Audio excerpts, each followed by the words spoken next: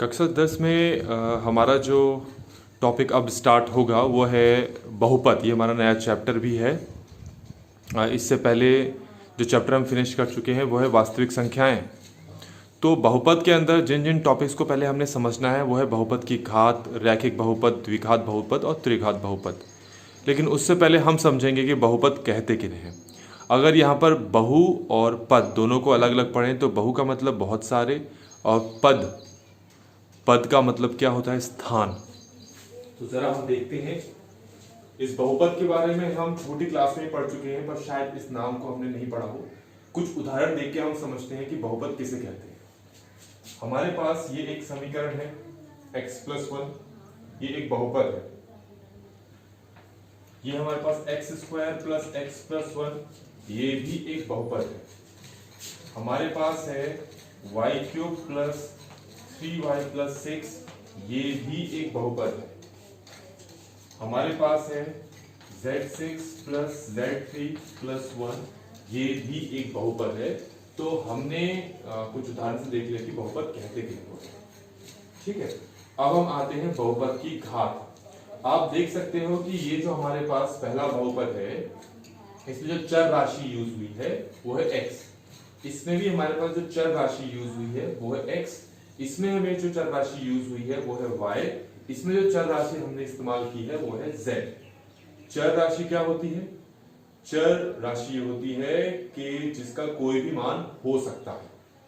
पर किसी अगर हम इस समीकरण को लें, इस समीकरण में x का मान कुछ भी हो सकता है। ठीक है, यहाँ पर भी x का मान कुछ भी हो सकता है, इसमें y का मान कुछ भी हो सकता है, इसमें z का मान कुछ भी हो सकता है। तो चर राशि वो होती है जिसका मान कुछ भी हो सकता है। अचर राशि वो होती है जिसका कोई एक ही मान हो, वो आपकी अचर राशि होती है। तो हमने यहाँ उदाहरण पे समझ लिया कि बहुपद होते क्या है। अब हमारा जो पहला है पॉइंट वो है बहुपद की घात किसके कहते हैं। तो ये हमारे पास पहला बहुपद है। तो आप देखो इस बहुपद में चर राशि क्या है? x। इस x की जो घात, जिसको कि हम पावर कहते हैं, वो कितनी है? 1। यहाँ ऊपर अगर कोई पावर नहीं लिखी हुई है तो इसका मतलब है 1। तो इस वाले बहुपद की हमारे पास घात कितनी है? वो है 1। ये हमारे पास जो दूसरा बहुपद है, इसमें x जो है चर राशि इस्तेमाल हुई है। इसमें इस चर राशि का जो अधिकतम पावर घात है वो कितना? 2। तो यहां पर हमारे पास इसमें x की जो हाईएस्ट पावर है वो 2, तो हम कहते हैं घात जो है हमारे पास 2 है। तो इस बहुपद का घात 2 है। ऐसे ही हम इस बहुपद की बात करें तो इस बहुपद का घात होगा 3। अच्छा, इस चीज से कंफ्यूज मत होना, यहाँ पर y की पावर 3 है, y की घात 3 है, यहाँ पर y की घात 1 है। तो दोनों में से कौन सी घात लें? नहीं, हम अधिकतम लेते हैं, सबसे बड़ी जो होती है, जो कि यहाँ पर 3 है। तो इस वाले बहुपद की घात हमारे पास कितनी हो गई? 3। अब हमारे पास जो अगला उदाहरण हमने लिया है, इसमें देखो यहाँ पर ये जो z चर राशि है, इसकी पावर, इसका घात कितना है? 6। यहाँ पर जो z है, इसकी पावर, इसकी घात कितनी है? 3। लेकिन हम लेंगे अधिकतम, तो इस बहुपद की घात हमारे पास कितनी हो जाएगी? 6। तो इस तरीके से हमने ये जान लिया कि बहुपद कहते किसे हैं और बहुपद की घात से हमारा क्या तात्पर्य है। बहुपद की घात से हमारा मतलब है उस समीकरण में जो चर राशि आपने ली है उसकी जो अधिकतम पावर होगी उसी को हम बहुपद की घात कह देते हैं। ठीक है, अधिकतम जो पावर है, अधिकतम जो घात होती है, उसी को हम उस बहुपद की घात कहते हैं। अब हमारे पास जो अगला है वो है रैखिक बहुपद। रैखिक बहुपद किसको कहते हैं? ऐसे बहुपद जिसमें चर राशि की जो अधिकतम घात है वो 1 हो, अधिक घात कितनी हो उसकी?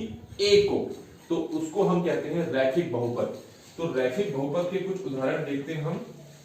ये हमने लिख लिया है रैखिक बहुपद। तो कुछ उदाहरण लेते हैं, जैसे हमारे पास x+1 है, x/6 + 3। हमारे पास और भी हम ले सकते हैं इस तरीके से, y ले लेते हैं, y + √2। ठीक है, तो इन सब में देख सकते हो, इसमें x की घात कितनी है? 1। इसमें x की घात कितनी है? 1। इसमें y की घात कितनी है? 1। और इस वाले में y की घात z की घात कितनी है? 1। तो ये सारे के सारे रैखिक बहुपद के एग्जाम्पल्स हो गए। हमारे पास अगला है द्विघात। अगर द्वि देखें, द्वि का मतलब होता है 2, तो 2 घात वाला बहुपद। तो ये हमारे पास है अगला द्विघात बहुपद, तो द्विघात बहुपद में जिसकी घात 2 हो, तो x square plus 6x plus 2, आप देख सकते हैं इसमें x की जो पावर है, x हाईएस्ट पावर है वो है 2, सबसे बड़ी जो घात है वो 2 है, इसलिए इसको द्विघात बहुपद कहते हैं। यहां पर अगला उदाहरण हम देखेंगे z स्क्वायर माइनस 6, इसमें z की जो सबसे बड़ी घात है वो है 2, इसलिए ये हमारा द्विघात हो गया। z3 plus Z square plus 1, ये जो मैंने एक एग्जांपल यहाँ पर लिया है ये द्विघात बहुपद का उदाहरण नहीं माना जाएगा, क्योंकि इसमें z की जो हाईएस्ट पावर है वो 3, z की पावर 2 भी है, लेकिन हम हाईएस्ट पावर को देखते हैं, हाईएस्ट पावर 3 है, इसलिए द्विघात बहुपद में ना आकर त्रिघात बहुपद में आएगा, जो कि अब हम करने वाले हैं। अब हमारे पास जो अगला है वो है त्रिघात बहुपद। त्रि का मतलब ही हमें समझ में आ रहा है, त्रिघात बहुपद। त्रिघात का मतलब है जिसमें x की जो हाईएस्ट पावर है वो कितनी हो, 3 हो। तो कुछ उदाहरण ले लेते हैं, जैसे x cube plus 6x plus 1, एक उदाहरण हमने ये ले लिया, और भी ले सकते हैं, जैसे हम ये ले सकते हैं z क्यूब माइनस 6, और हम ले लें यहाँ पर y3 माइनस 6y। आप इन देख सकते हैं सब में जितने भी बहुपद मैंने यहाँ पर लिए हैं, इसमें x की जो हाईएस्ट सबसे बड़ी घात है वो 3 है, इसलिए त्रिघात बहुपद हो गया। इसमें z की जो सबसे बड़ी घात है वो है 3, इसलिए ये भी त्रिघात बहुपद हो गया। इसमें y की सबसे बड़ी घात है 3, इसलिए ये हमारे पास ये भी त्रिघात बहुपद हो गया। तो हमने अब इस टॉपिक पे ये समझा, इस नए चैप्टर में हमने जो जो चीजें डिस्कस कर ली हैं वो है बहुपद क्या होते हैं, बहुपद की घात, रैखिक बहुपद, द्विघात बहुपद, त्रिघात बहुपद। हम एक बहुपद लेते हैं px बराबर x square plus 5x plus 6। ये एक द्विघात बहुपद का उदाहरण है, क्योंकि x की जो सबसे बड़ी घात है वो है 2, इसलिए द्विघात बहुपद हो गया।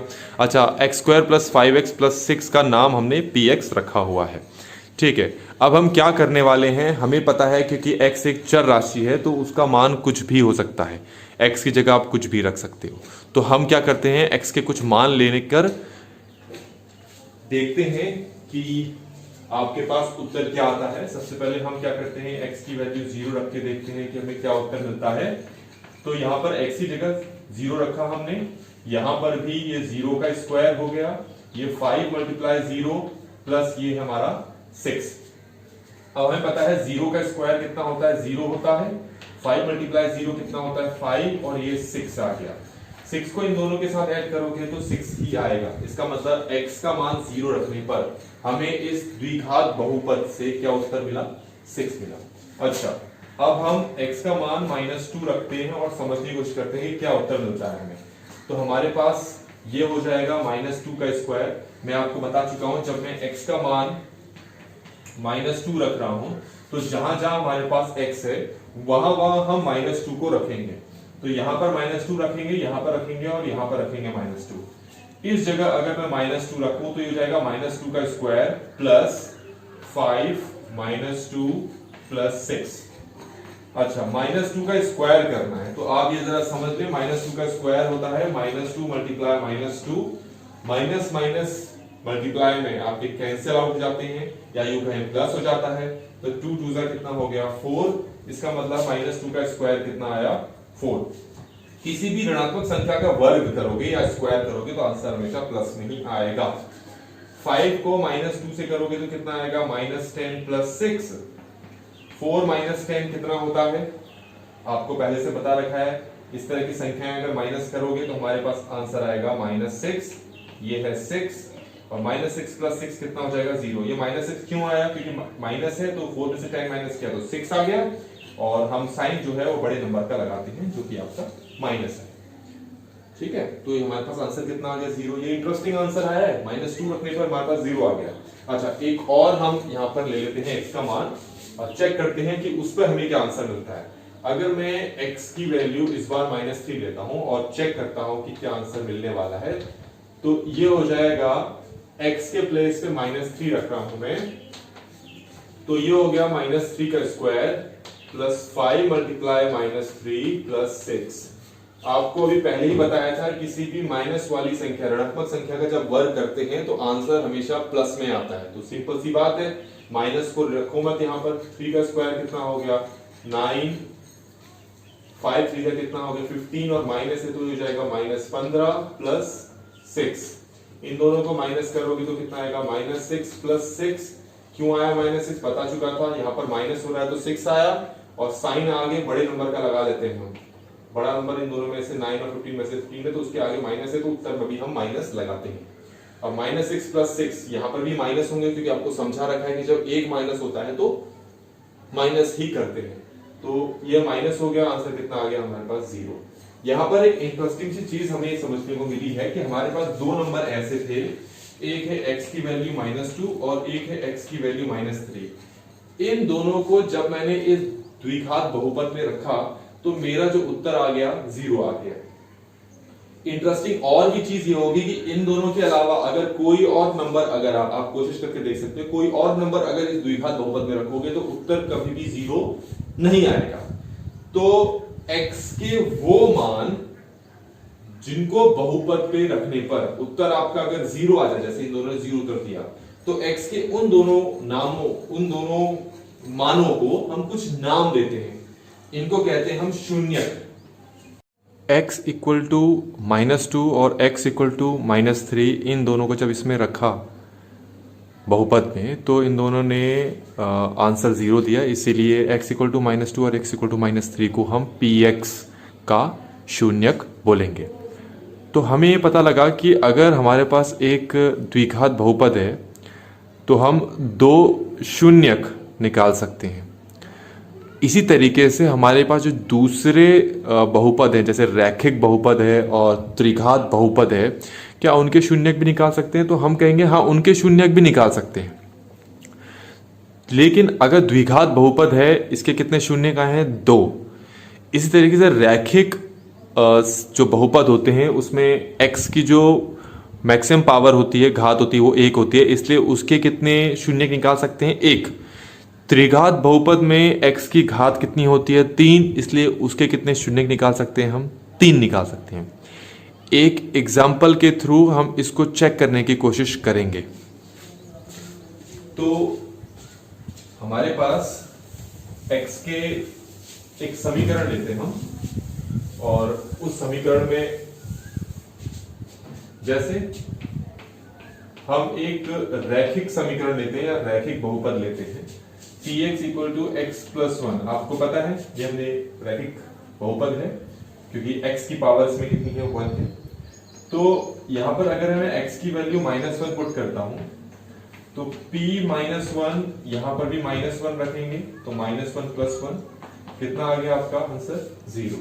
x का वो मान जिसको बहुपद पर रखने पर उत्तर 0 आ जाए तो उस मान को हम क्या कहते हैं? शून्य कहते हैं। तो x इक्वल टू -1 क्या हो गया इस बहुपद का? शून्य। क्योंकि x की जो हाईएस्ट पावर है, सबसे बड़ी पावर है 1 है, तो इस रैखिक बहुपद के कितने शून्यक होंगे? 1।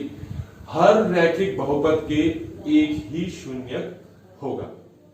इसी तरीके से हम एक त्रिघात बहुपद लेते हैं जो है हमारे पास px equal to x³ -4x। ये हमने एक त्रिघात बहुपद ले लिया। अब इसमें x के अलग अलग मान रखते हैं। सबसे पहले हम x का मान अगर मैं 0 रखूं तो क्या आता है देखें जरा। तो ये हो गया हमारे पास p0 इक्वल टू 0 का क्यूब -4 मल्टीप्लाई 0। तो ये 0 का क्यूब 0 होता है, 4 मल्टीप्लाई 0, तो ये हमारे पास कितना उत्तर देता है? 0 देता है। अब अगर मैं x का मान 1 रखूं तो p1, जहां जहां 1 है, जहां जहां x है वहां पर अगर मैं 1 रखता हूं तो 1 का क्यूब माइनस ये क्या है? 4 मल्टीप्लाई 1, तो ये 1 -4, 1 - 4 कितना होता है? -3। अब देखें x का मान 1 रखने पे हमारे पास आंसर 0 नहीं आया है। इसका मतलब x इक्वल टू 1 इसका शून्यक नहीं माना जाएगा। अच्छा, तो बाकी के शून्य कैसे निकालें? तो बाकी के जो शून्य है, मान लीजिए हम x का मान देते हैं इसमें 2, और सॉल्व करने की कोशिश करते हैं तो हमारे पास आ जाएगा P2 2 का क्यूब माइनस 4 मल्टीप्लाई 2। हमने इस तरीके से ले लिया, जहां जहां x है वहां वहां हमने 2 रख लिया है। 2 का क्यूब का मतलब होता है 2 को 3 बार गुणा करो, 2 मल्टीप्लाई 2 मल्टीप्लाई 2। 2 का क्यूब का ये मतलब होता है 2 मल्टीप्लाई 2 मल्टीप्लाई 2। तो हमारे पास जो आंसर है वो कितना आ गया, 2 का क्यूब 8, 4 2 8 0 आ गया। इसका मतलब x का मान 2 रखने पे भी आपके पास उत्तर 0 आता है, तो एक और शून्य हमें मिल गया। अगर मैं x का मान -2 रखूं और चेक करूं मेरा आंसर क्या आता है, तो ये हो जाएगा p -2 का क्यूब -4 मल्टीप्लाई -2। अब -2 का क्यूब हमें चेक करना है, तो -2 मल्टीप्लाई -2 मल्टीप्लाई -2, ये मतलब होता है -2 का क्यूब। अब ये माइनस माइनस कैंसिल हो गया, सिर्फ एक ही माइनस बच गया, तो 2 मल्टीप्लाई 2 होता है 4, 4 2 का कितना होता है 8, एक माइनस बच गया था और 8 साथ है, तो ये हो गया -8, माइनस माइनस क्या हो गया यहाँ पर प्लस, 4 2 हमारे पास हो गया 8, तो -8 प्लस 8 कितना हो गया आंसर 0। तो इस तरीके से आपने देखा कि हमें एक और शून्य यहाँ पर मिलता है। तो हमने यहाँ पर 3 शून्य खोज लिए इस त्रिघात बहुपद के। वो शून्य क्या है, एक तो हमारे पास 0 है, एक 2 आया था, एक -2, तो ये 3 शून्य हमने इसके खोज लिए। तो हम किस निष्कर्ष पे पहुंचे हैं कि अगर कोई रैखिक बहुपद होगा तो आपको कितने शून्य मिलेंगे, 1, द्विघात बहुपद होगा तो कितने शून्य मिलेंगे, ज्यादा 2, और त्रिघात बहुपद होगा तो उसके ज्यादा कितने शून्य मिलेंगे, 3। तो इस तरीके से हमने शून्य को यहां पर समझ लिया।